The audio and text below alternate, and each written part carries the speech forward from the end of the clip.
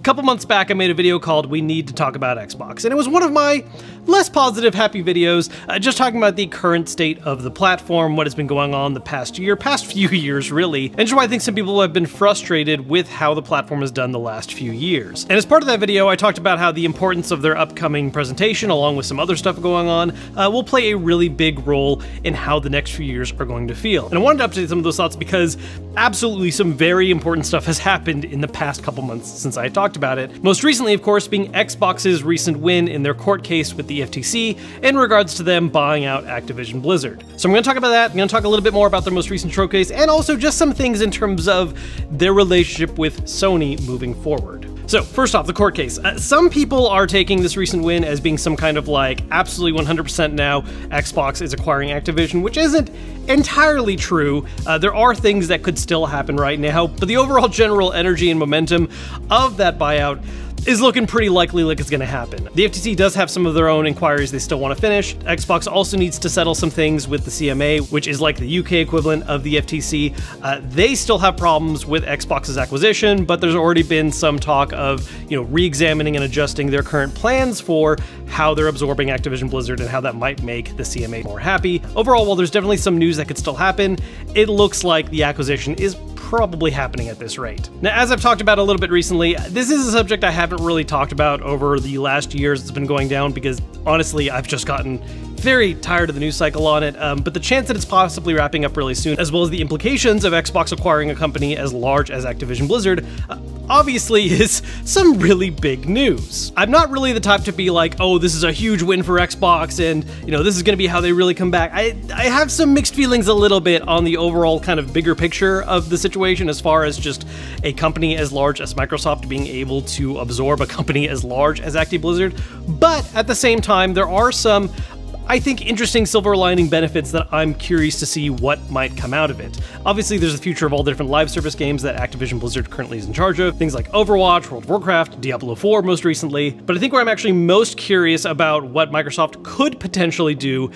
is how they will leverage the IPs that Activision Blizzard hasn't really been using lately, or at least not using to full effect, that Xbox could choose to dust off. I mean, a very common thing we've seen over the past year is Phil Spencer kind of constantly teasing his love of Hexen, which is a very old school fantasy first-person shooter style game that has not been used in quite some time. He's kind of talked about his love about that. He wore a Hexen shirt at their Xbox showcase back in June. And obviously there are a whole lot of other IPs underneath that umbrella, some of which have gotten a little bit used but could be taken in a different direction. I think there is a certain kind of weird divine comedy behind the fact that Crash Bandicoot is now potentially going to be owned by Xbox when that was basically the original big mascot for PlayStation during the PS1 years. Spyro also, for that matter, would be something underneath Xbox. The number of established classic IPs that Xbox could choose to leverage and do things with is a pretty exciting possibility, assuming they actually do something with them. Of course, one very important thing to keep in mind with all of this talk, though, is also the time frame in which a lot of these things could realistically happen. We're already seeing that happen right now with all the companies that Microsoft announced their acquisition of back in 2018, many of which are now only beginning to release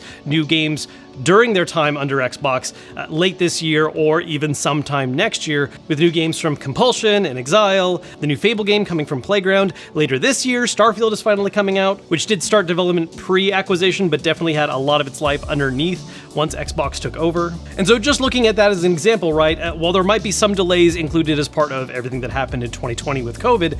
obviously an acquisition of Activision Blizzard does not mean that we're going to be seeing the full fruits and results of that acquisition, immediately into the first year. We're probably not going to see a lot of the truly developed from the start of Xbox's acquisition games happening until probably 2026 at the earliest. And that's talking about for more smaller projects. So any kind of major AAA thing probably not being until 27 or 28. Which serves as a great segue for talking again about their most recent showcase. I don't want to spend too much time on this because I've talked about this in a couple different videos, but the main point I think that's really important about the kind of tone set from that recent showcase is that we are beginning to see the payoff of a lot of those acquisitions that we had, and Xbox is going to begin having a lot more interesting exclusives. They've had some great exclusive titles titles here and there over the past few years, but outside of some of the usual big suspects like Forza and Halo, a lot of the other titles have been smaller projects that are exciting, but aren't necessarily what people would traditionally associate as being console movers, whereas we're now seeing a lot of those bigger AAA budget style things begin to release. While we're waiting to actually see the payoff really happen,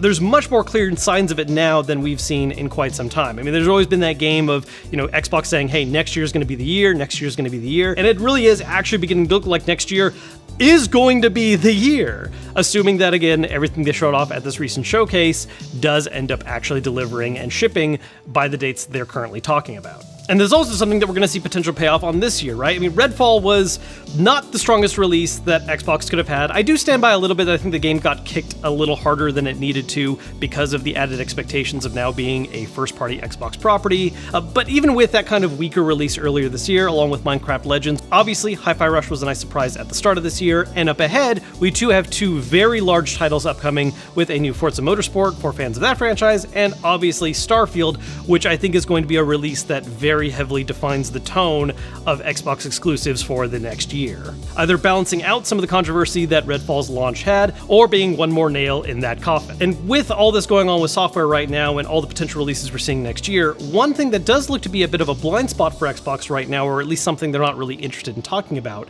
is hardware.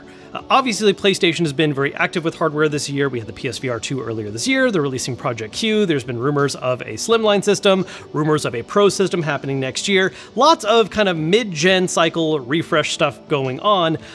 It sounds like, as of right now, Microsoft isn't really interested in talking about that. Really, the only thing that Xbox has talked about in regards to hardware is that we are getting an additional Xbox Series S design that is black instead of white and ships with a larger hard drive at an increased price point. Which seems to allude to the idea that as far as mid-gen refreshes go, that might be all we're getting right now. It doesn't look like Xbox is pushing ahead with any kind of heavy slimline revision or physical redesign of the console, and Phil Spencer himself has commented on the concept of a mid-cycle refresh in the form of a Pro console, saying that that's not something that Xbox is interested in doing right now. They're instead focused on just continuing to deliver on Series X and Series S, which I think some people were really disappointed by the concept of, because while personally I don't get a lot of the logic behind pushing Pro console systems right now, both for PlayStation and Xbox, I get that there is that group of people who want to see that happen. I actually do think that's the better move for Xbox to go right now, because hardware has seemingly been a focus for them, pushing the idea of how strong their systems can be, and clearly that hasn't really been the avenue that's been a massive success for them, because at the end of the day,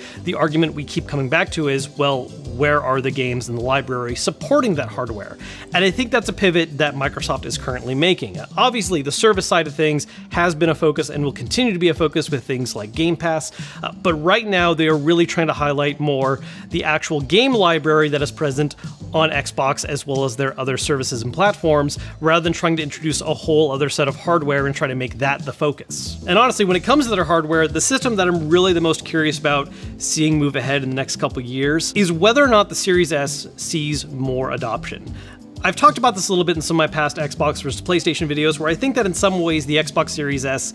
is a somewhat underpraised system. It has its problems, don't get me wrong. The smaller storage size was something of an issue for a lot of people, and while they are releasing a higher storage option, it is coming at a higher price point, which makes the gap between it and the Series X a little tighter than I think some people are comfortable with. And not to mention the fact that we are seeing some games where development has been a little troubled trying to support both the Series X and Series S profile. I think a really excellent recent example of this being Baldur's Gate 3, a title that was planned for multi-platform release, and as things are currently, is only slated to release on PC with a PS5 release happening a month later, and they've specifically cited that the reason why Xbox isn't coming just yet isn't because they don't want to support the platform, but because their game needs to support both platform levels, the S and X. The co-op modes are seeing issues with the Series S model, and it's something they're trying to figure out before they're able to actually ship the game to Xbox. So I can see why the Series S is a bit of a sore spot for some people, but why I think at the same time it is something potentially really interesting for Xbox, especially in the years ahead,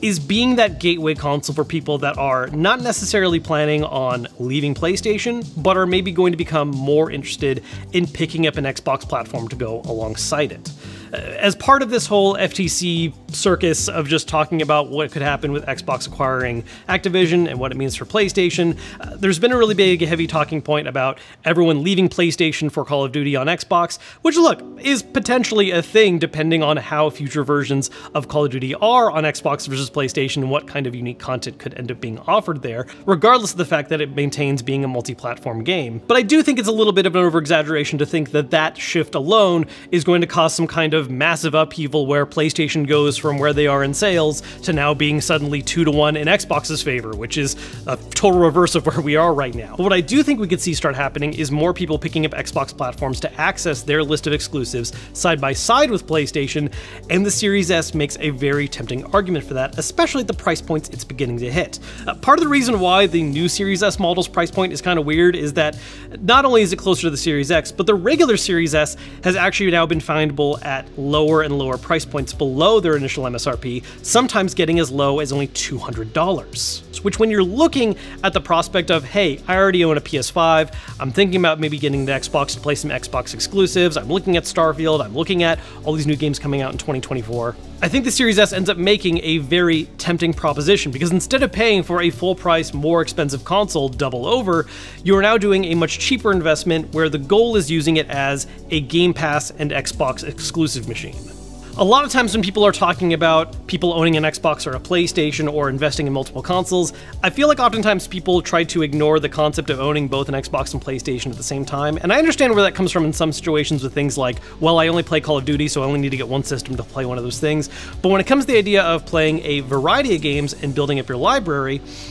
as the Xbox library grows out more and more, I think the Series S offers itself as being a really interesting way to be more enticing for someone to invest having both platforms. Because now you're spending $400 to $500 to get a PlayStation 5 to play their exclusive games, and maybe that ends up being the home for your multi-platform titles because you're looking to get better performance on those games when it happens, while the Xbox Series S turns into this really easy, accessible, much more affordable way of playing the Xbox library of exclusive games. And that's one future possibility of where all this stuff goes that I'm really interested in. I've never really cared about the concept of,